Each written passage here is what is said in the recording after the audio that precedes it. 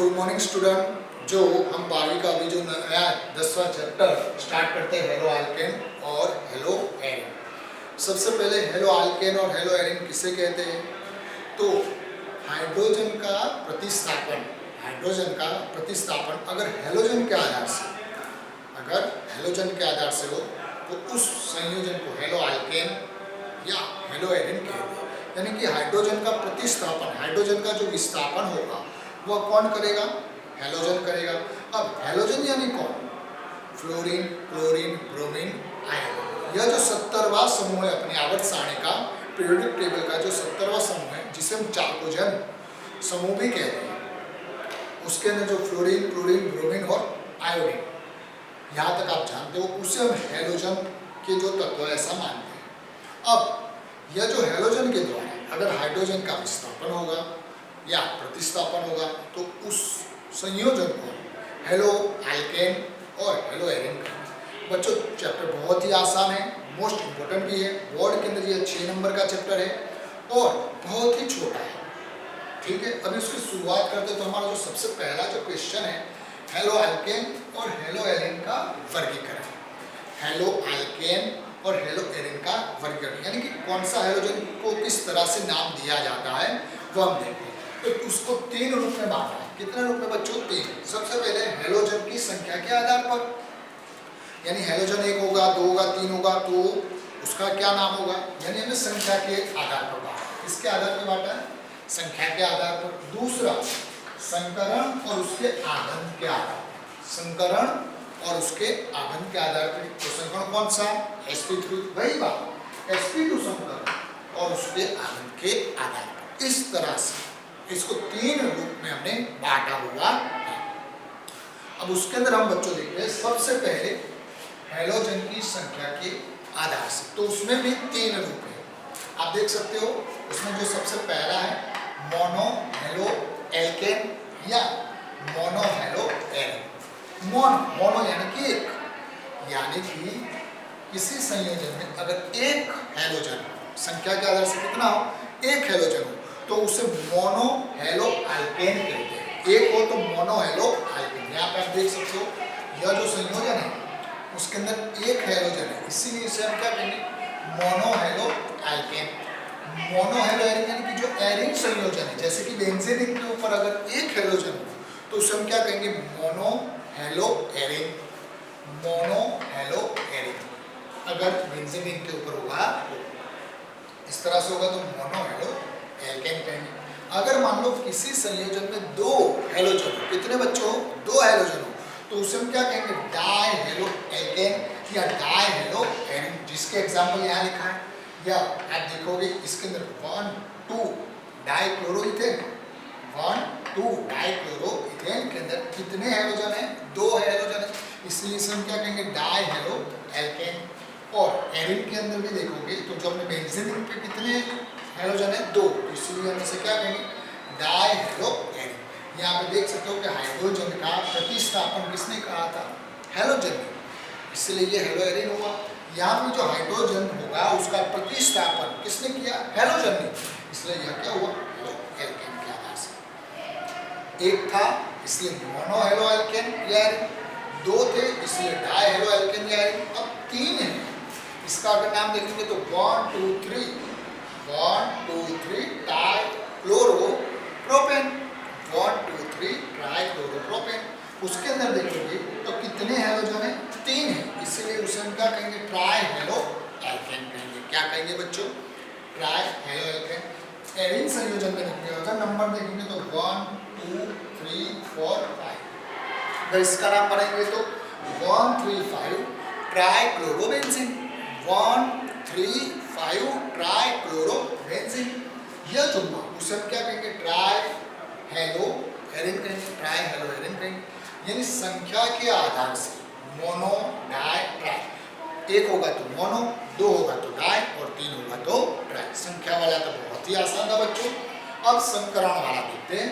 sp3 संकरण तथा rx आगम वाले, उसमें भी 3 भाग है। उसमें भी कितने भाग है बच्चों? 3। sp3 संकरण और rx आगम वाले यौगिक के भी कितने भाग है बच्चों? 3। जैसे कि आप देख लो सबसे पहला उसके अंदर है एल्किल है। क्या है? Alkyl halide. शब्द ध्यान में रखिएगा बच्चों, शब्द बोलने में समान रहेंगे लेकिन ल न क इस तरह से पीछे आ जाएगा। सबसे पहला है एल्किल हैलाइड, उसके बाद है एलिलिक हैलाइड और तीसरा है बेंजिलिक हैलाइड। पहला एल्किलिक हैलाइड, एलिलिक हैलाइड और बेंजिलिक हैलाइड। शब्दों में थोड़ी सी जो प्रॉब्लम हो सकती है आपको ध्यान में रखना, प्रैक्टिस करते रहेंगे, एक दो बार लिखेंगे तो कोई प्रॉब्लम होने वाली नहीं। अब एल्किल हैलाइड के भी 3 प्रकार हैं। एल्किल हैलाइड के भी बच्चों कौन सा है? प्राथमिक, द्वितीयक और तृतीयक। प्राथमिक, द्वितीयक और तृतीयक। एग्जाम्पल के आधार से वही देखते हैं, तो ध्यान देना बच्चों। हैलोजन जिस कार्बन से जुड़ा है वह कार्बन sp3 संकरण दर्शाता है। हैलोजन जिस कार्बन से जुड़ा है वह कार्बन sp3 संकरण दर्शाता है और उसके पास sp3 संकरण वाला कार्बन अन्य एक कार्बन से जुड़ा हो तो उसे प्राथमिक एल्किल हैलाइड कहते हैं। अब सबसे पहली बात यहाँ पे हमें कहाँ से मालूम कि ये कार्बन sp3 संकरण है? हमें कहाँ से मालूम? तो बच्चों इतना ध्यान में रखना, अगर कार्बन के पास 4 सिग्मा बंध है, अगर कार्बन के पास 4 सिग्मा बंध है तो वह कार्बन sp3 संकरण दर्शाता होगा। अगर कार्बन के साथ 4 सिग्मा बंध है तो वह sp3 संकरण दर्शाता होगा। सिग्मा और पाई तो जानते हैं। अब ये जो कार्बन है उसके पास चारों की चारों क्या है? सिग्मा, तो यह कार्बन क्या होगा? sp3 संकरण दर्शाता।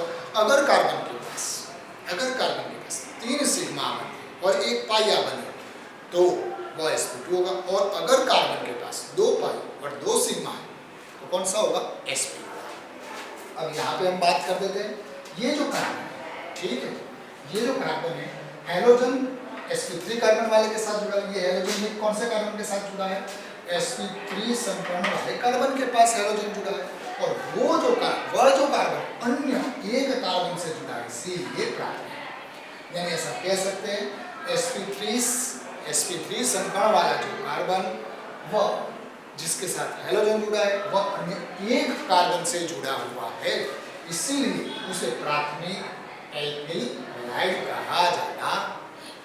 कंप्लीट बच्चों, सिंपल सी बात है। हैलोजन जिस कार्बन से जुड़ा है वह कार्बन तो क्या होना चाहिए? sp3 होना चाहिए। हैलोजन जिस कार्बन से जुड़ा हो वह sp3 होना चाहिए, और वह sp3 वाला कार्बन अन्य एक कार्बन से जुड़ा हो तो प्राथमिक।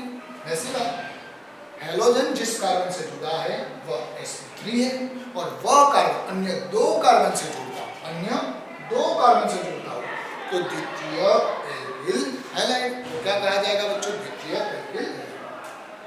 हैलोजन जिस कार्बन से जुड़ा है, ये जो हैलोजन जिस कार्बन से जुड़ा है वह कार्बन sp3 संकरण वाला होना चाहिए, और वह कार्बन अन्य 2 कार्बन से जुड़ा हो तो द्वितीयक एल्किल हैलाइड। वैसे हम तृतीयक की बात करते हैं, तो हैलोजन बच्चों जिस कार्बन से जुड़ा है, हैलोजन जिस कार्बन से जुड़ा है उस कार्बन का संकरण कौन सा होगा? sp3, और वह sp3 वाला कार्बन अन्य 3 कार्बन से जुड़ा हो तो उसे द्वितीयक एल्किल हैलाइड कहते हैं। तो उन्हें बच्चों हम क्या कहेंगे? द्वितीयक एल्किल हैलाइड। सिंपल सी बात थी, हैलोजन जिस कार्बन से जुड़ता है वह sp3 संकरण वाला होना चाहिए, और वह sp3 संकरण वाला कार्बन अन्य एक के साथ जुड़ा हो तो प्राथमिक, अन्य 2 के साथ जुड़ा हो तो द्वितीयक, और अन्य 3 के साथ जुड़ा हो तो तृतीयक एल्किल हैलाइड कहा जाता है। यानी कि एल्किल हैलाइड के 3 हो गए। अब हम जाते हैं एलिलिक। क्या देखते हैं? ध्यान में रखना बच्चों, बहुत ही बढ़िया है एलिलिक हैलाइड। ध्यान में रखना, हैलोजन जिस कार्बन से जुड़ा है, हैलोजन जिस कार्बन से जुड़ा है वह कार्बन कौन सा होगा? sp3 संकरण वाला होगा। वह कार्बन कौन सा होगा? sp3 संकरण। लेकिन sp3 संकरण का जो पास का कार्बन वह द्विआबन से जुड़ा हुआ हो तो उसे एलिलिक हैलाइड कहा जाता। तो उसे क्या कहा जाएगा? एलिलिक। हैलोजन जिस कार्बन पे जुड़ा है वह कार्बन sp3 संकरण दर्शाएगा, वो sp3 संकरण दर्शाने वाला कार्बन का जो पास का कार्बन अगर द्विआबन से जुड़ा, कौन सा आवन से? द्विआवन। द्विआवन दिख रहा है बच्चों? द्विआवन से जुड़ा हो तो उसे हम एलिलिक हैलाइड कहते हैं। क्या कहेंगे बच्चों? Allylic halide. अब यहाँ पे अगर नामकरण बनाएंगे 1 2 3 3 क्लोरोप्रोपीन हो जाएगा। इसका नाम क्या हो जाएगा? 3 क्लोरोप्रोपीन। यानी 3 क्लोरोप्रोपीन के अंदर जो हैलोजन है उसका पास का कार्बन तो sp3 ही होना चाहिए और sp3 वाला कार्बन अन्य जो कार्बन से जुड़ा है वो द्विआवन से जुड़ा हुआ होना चाहिए, तो उसे एलिलिक हैलाइड कहेंगे। बेंजीलिक हैलाइड देखते हैं बच्चों, यानी बेंजीन के ऊपर आप देख रहे हो CH2X, यानी बेंजीन के ऊपर जो हैलोजन है वह जिस कार्बन से साथ जुड़ा है वह तो क्या है? sp3। वह क्या है? sp3 है, लेकिन उस कार्बन के पास का कार्बन वह बेंजीन के द्विबंध से जुड़ा है, इसीलिए उसे बेंजीलिक हैलाइड कहते हैं। जो हैलोजन है उसका पास का कार्बन sp3 है और वह जो कार्बन बेंजीन के द्विबंध से जुड़ा है, इसीलिए उसे क्या कहेंगे? बेंजीलिक हैलाइड कहते हैं। वैसे ही अपना तीसरा sp2 संकरण एवं RX आयन, यहाँ पे आप देख सकते हो वाइनिलिक हैलाइड। क्या? वाइनिलिक, यानी कि जो हैलोजन है वह डायरेक्ट हैलोजन है वह डायरेक्ट द्विबंध दर्शाने वाले कार्बन से जुड़ा है, डायरेक्ट जुड़ा है। हैलोजन द्विबंध दर्शाने वाले कार्बन के साथ डायरेक्ट जुड़ा है, इसलिए उसे वाइनिलिक हैलाइड कहते हैं। वैसे द्विबंध दर्शाने वाले कार्बन के साथ एरिन संयोजन के अंदर अगर हैलोजन जुड़ा है तो उसे एरिन हैलाइड कहते हैं। आशा रखता हूँ ये वर्गीकरण का टॉपिक आपको समझ में आ गया होगा। अगर कोई प्रॉब्लम हो तो आप बताइएगा। धन्यवाद।